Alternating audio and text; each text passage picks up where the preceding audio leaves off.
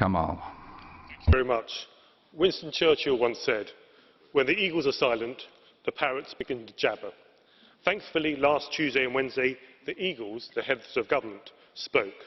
Cooler and calmer heads began to prevail, drowning out the parrots. And while the Council does not want to live in limbo forever, it's right that EU leaders are saying that they must respect the treaties and must respect the right of the British government to decide how best to respond.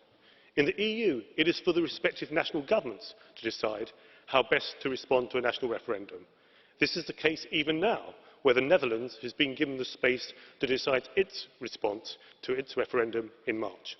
The treaties are clear, and if anyone doesn't like what the Lisbon Treaty says, blame the authors and the signatories. Who knows, maybe one or two of them are in this chamber here today.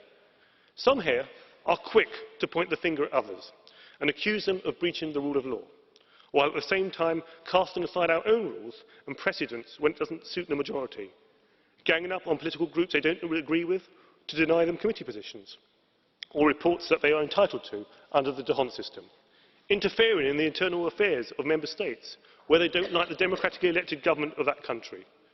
The more that commissioners, European parliamentarians and national leaders try to pressure the UK, the more they justify the decision that the British people have taken.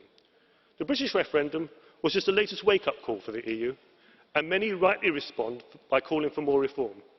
The problem is, it's not the reform that Mark Rutte speaks of when he said European where necessary, national where possible. Instead, they seek to pursue the 1950s European project, to build the United States of Europe, and to ask why it has not happened already. Donald Tusk was right to say that people are disillusioned with grand utopian visions of the future and just want us to cope better with the present.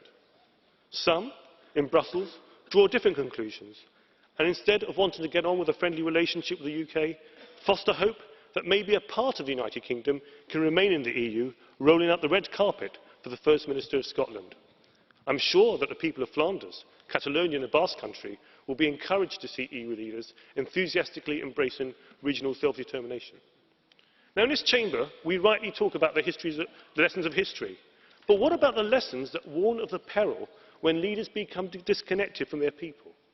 And increasingly, decisions in the EU are not necessarily being made in an open and transparent way, especially in this chamber. Decisions are not always made by all 751 MEPs from across the continent. Politics is about perception. And there is a perception that decisions are increasingly made by 5 men sitting in a room and cutting deals amongst themselves. This is not a perception of democracy, and if you really want to show that you're open and transparent, stop the Grand Coalition's backroom stitch-ups. My group does not want the EU to break up, but to avoid this, the EU must seriously change how it works. Whatever the challenge, more Europe is not always the answer. Ignoring the results of national elections and referenda and saying we continue anyway is not a good enough response. EU heads of state and governments are rightly meeting in Bratislava this September to ask them tough questions. And that is what the ECR Group was created to do, to sometimes ask those tough questions that people in this chamber do not necessarily want to hear. With or without the UK, there are a growing number of people across the EU, across the European Union, who want change.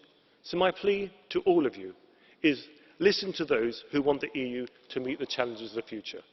Listen to those who want politicians to start addressing their legitimate concerns, even where we may disagree. And listen to those who want their leaders to focus on creating jobs and growth, rather than creating political utopias.